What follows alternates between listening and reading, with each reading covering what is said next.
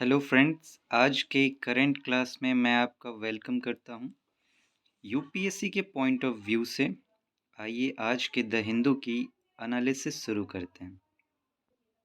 Friends, पहला ये news आपके लिए इम्पॉर्टेंट है। पहले मैं आपको पूरा दिखा देता हूं। On equal access to benefits for all एससीज मींस शेड्यूल्ड कास्ट।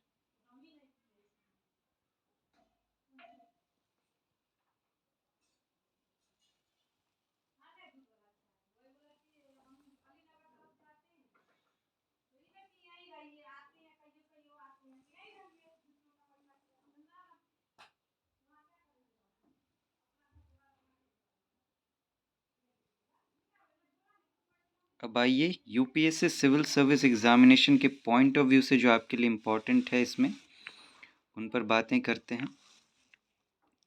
ये एक फैक्ट है जो आपकी मदद करेगा अगर आपके लिए कोई क्वेश्चन मेंस में आता है शेड्यूल्ड कास्ट के ऊपर, तो ये एक फैक्ट आपकी मदद करेगा। आप ये फैक्ट वहाँ लिख सकते हैं।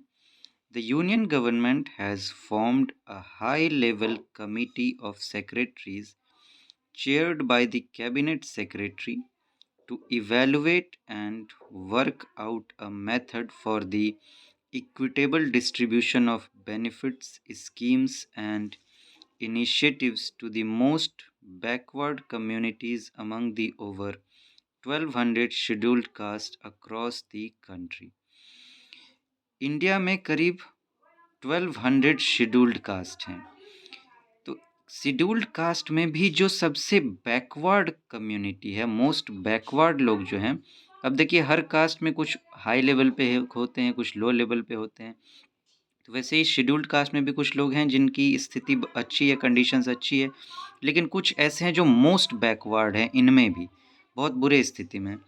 तो उनके लिए गवर्नमेंट ने, यूनियन गवर्नमेंट ने एक कमिटी बनाई है जो देखें, टू इवेलुएट करें, मूल्यांकन करें और एक मेथड की तलाश करें जिससे कि उनको इक्विटेबल डिस्ट्रीब्यूशन ऑफ बेनिफिट्स, एक समान उनको बेनिफिट दिया जा सके।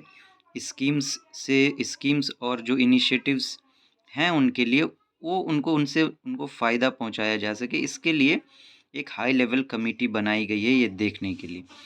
तो ये फैक्ट के रूप में आपकी मदद करेगा आंसर राइटिंग में। कुछ साल पहले मेंस में एक क्वेश्चन पूछा गया था कि ट्राइबल्स के लिए गवर्नमेंट ने क्या 2 इम्पॉर्टेंट स्कीम्स चलाए हैं, उनके बारे में बताइए।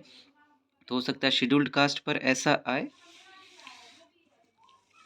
प्रीलिम्स के पॉइंट ऑफ व्यू से कुछ बातें आपके लिए अब इम्पॉर्टेंट हो जाती हैं। ये जो मदिगा कम्युनिटी है और ये जो माला कम्युनिटी है, इन्हें आप ध्यान रखें। प्रीलिम्स में अक्सर ऐसे क्वेश्चन आ जाते हैं। इन कम्युनिटी का नाम दे दिया जाएगा और पूछा जा सकता है कि ये किस टाइप की कम्युनिटी हैं या फिर ये कहाँ से बिलोंग करते हैं। तो ये दोनों शेड्यूल्ड कास्ट कम्युनिटी हैं और तेलंगाना से बिलोंग करते हैं। ठीक, आप सोच रहे होंगे कि ऐसी कमेटी क्यों बनाई गई। तो शेड्यूल्ड कास्ट जो हैं, scheduled caste communities in several states have said that they have been routinely crowded out of benefits meant for SCs, means scheduled caste, by dominant and relatively forward communities in their category. Scheduled caste जो है several state में, अलग अलग state में, उनका कहना है कई सारे शेड्यूल्ड कास्ट कम्युनिटीज़ का कि शेड्यूल्ड कास्ट में जो डोमिनेंट कैटेगरी हैं और जिनकी स्थिति बेहतर है, सारे बेनिफिट जो भी हैं गवर्नमेंट स्कीम्स चलाती है, वो सारे बेनिफिट वही ले जाते हैं, हमें कुछ मिलता ही नहीं है। तो इसीलिए इस बात को ध्यान में रखकर बहुत चर्चा हुई इस पर, तो गवर्नमेंट ने इसकी जांच पड़ताल के लिए ऐसी कमेटी बनाई है। एक और फैक्ट आपके लिए इम्पॉर्टेंट हो जाता है, ये प्रीलिम्स के पॉइंट ऑफ व्यू से आपके लिए इम्पॉर्टेंट होगा, और ये जो हमने बात की ये मेंस के पॉइंट ऑफ व्यू में आप कंटेंट्स में अगर ज़रूरत पड़े तो आप इसको लिख सकते हैं। 2 आर्टिकल की चर्चा है यहाँ पे, आर्टिकल्स 341 एंड 342। इन 2 आर्टिकल की बात हो रही है। ये किससे रिलेटेड है वो देख लीजिए, प्रीलिम्स में आ सकता है। These articles vest the powers of notifying SC and ST list with the President of India and of creating the list with Parliament. अब देखिए, शेड्यूल्ड कास्ट और शेड्यूल्ड ट्राइब्स का जो लिस्ट तैयार होता है कि किन को शामिल किया जाएगा इनमें, वो लिस्ट क्रिएट करती है पार्लियामेंट। लेकिन उस लिस्ट का जो अनाउंसमेंट पावर है, अनाउंसमेंट करने का पावर है प्रेसिडेंट ऑफ इंडिया के पास में। प्रेसिडेंट अनाउंस करते हैं, पार्लियामेंट बनाती है। ये दो बात आप ध्यान रखेंगे। अब चलिए नेक्स्ट न्यूज़ आइटम पर चलते हैं। अगला ये आपके लिए इम्पोर्टेंट है, why was FCRA registration for several NGOs cancelled. पहले मैं दिखा दूं आपको पूरा।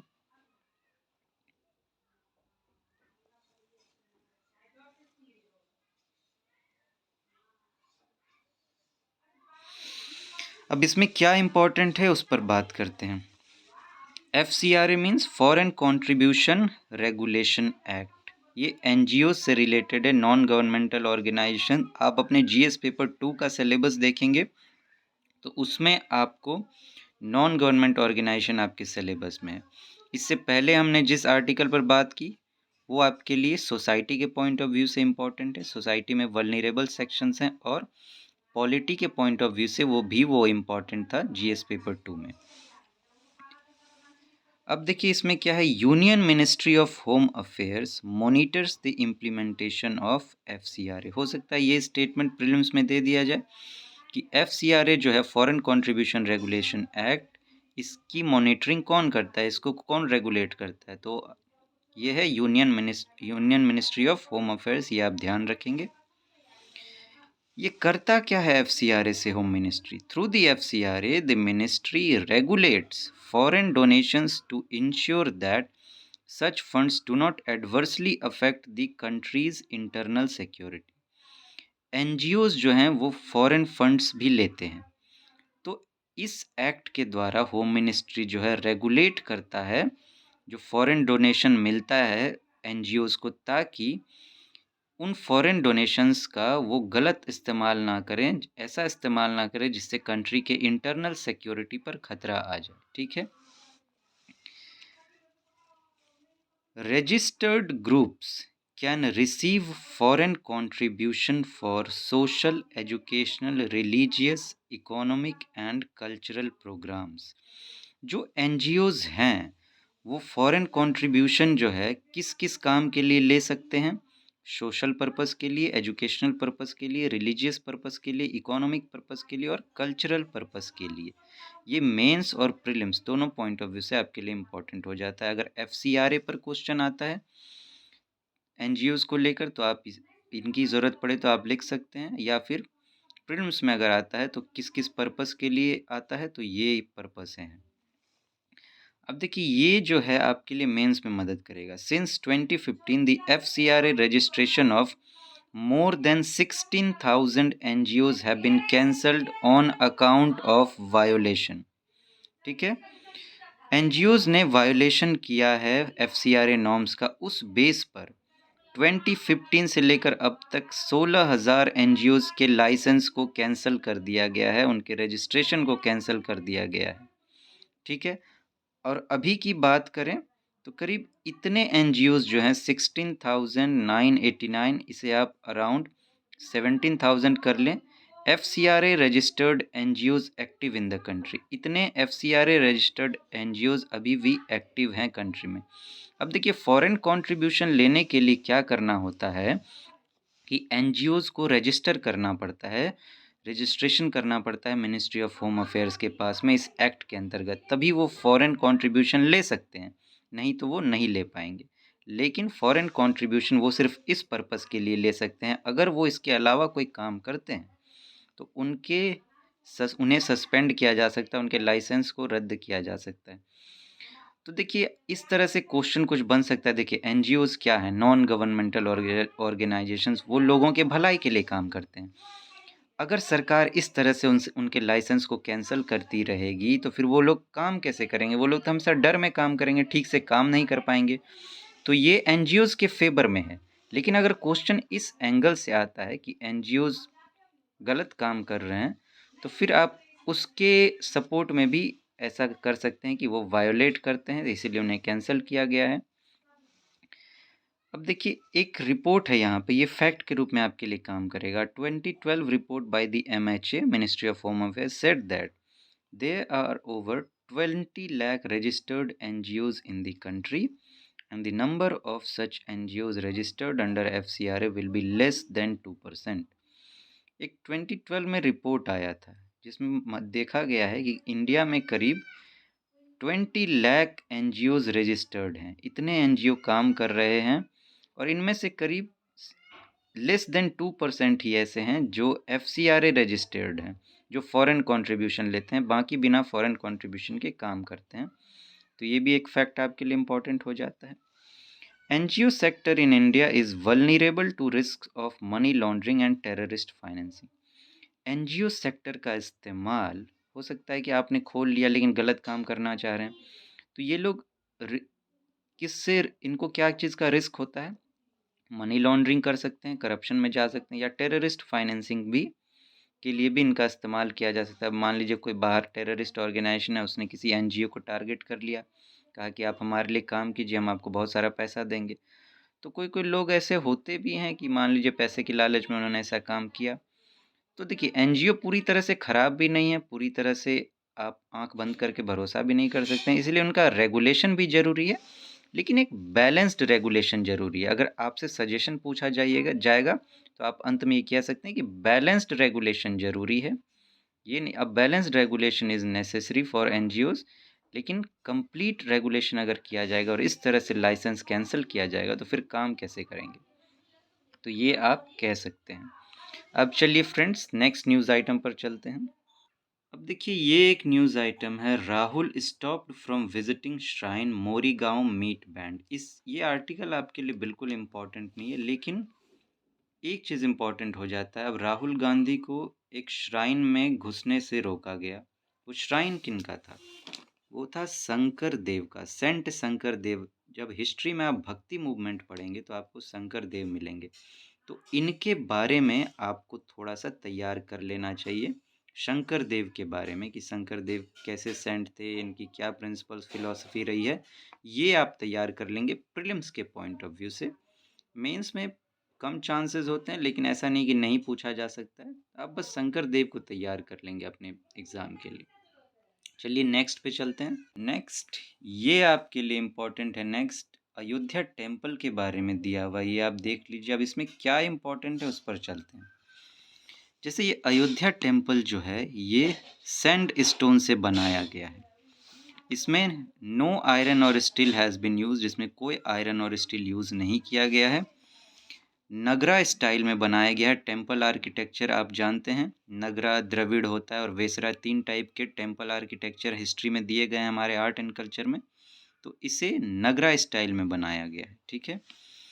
Around the grand temple is a rectangular periphery called परकोटा, a feature found in temples in South India.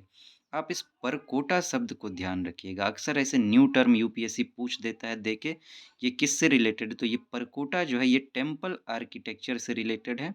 Temple architecture जो है और साउथ इंडिया में जो पाया जाता है, ये टेम्पल से रिलेटेड फीचर है, ठीक है। इसके अलावा आप चूँकि ये जो अयोध्या इवेंट बहुत बड़ा रहा है और ये नगरा स्टाइल में बनाया गया है, तो आप नगरा स्टाइल ऑफ टेम्पल आर्किटेक्चर को प्रीलिम्स और मेंस दोनों के पॉइंट ऑफ व्यू से तैयार कर लीजिएगा। इस पर क्वेश्चन आने के बहुत चांसेस बन रहे हैं। तो फ्रेंड्स, आज आपके लिए ये सब इम्पोर्टेंट था। आप इस पर जो ज़रूरी है उसके लिए अलग से नोट बना लें। प्रीलिम्स के लिए क्या इम्पोर्टेंट जो मैंने बताया और मेंस के लिए जो इम्पोर्टेंट मैंने बताया, मैं कुछ उस पर डिस्कस कर देता हूँ।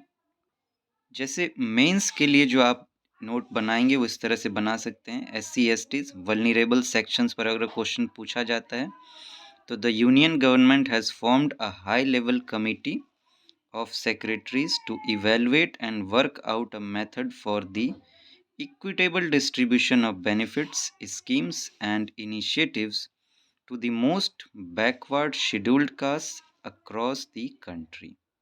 ठीक है। दूसरा NGOs से related, a 2012 report by the MHA Ministry of Home Affairs said that there are over 20 lakh registered NGOs in the country and the number of such NGOs registered under FCRA is less than 2%. Since 2015, the FCRA registration of more than 16,000 NGOs have been cancelled on account of violation. ये दो आपके लिए mains के point of view से आज important हो जाएंगे। अब हम लोग प्रीलिम्स पर चलते हैं। प्रीलिम्स के पॉइंट ऑफ व्यू से आप इस तरह तैयार कर लें, शेड्यूल्ड कास्ट कम्युनिटीज़ लिख लें, और फिर ये मदिगा और माला ये दोनों तेलंगाना से रिलेटेड हैं, और शेड्यूल्ड कास्ट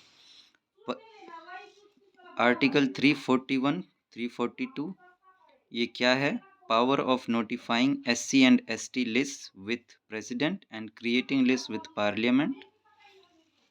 ये परकोटा क्या है, a feature of temple architecture in South India. इसके अलावा आप सेंट शंकर देव पर तैयार कर लेंगे अलग से, और नगरा स्टाइल ऑफ टेम्पल आर्किटेक्चर पर भी तैयार कर लेंगे। तो फ्रेंड्स ये आपके लिए आज इम्पोर्टेंट था।